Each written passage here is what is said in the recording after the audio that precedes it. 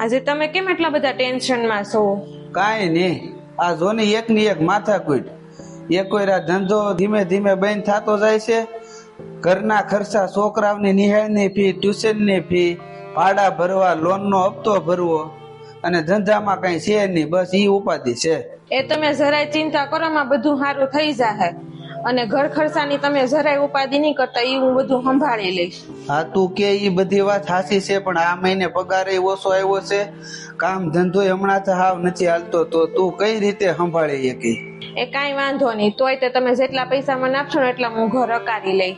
તારી બધી વાત સાચી છે, પણ હજી મારે ગાડીનો હપ્તો ભરવાનો છે, રૂમનું ભાડું ભરવાનું છે, છોકરાઓની સ્કૂલની ફી ભરવાની છે. આ બધું ભરતો રહીને તો ઘર ખર્ચા માટે કાંઈ નહીં વધે.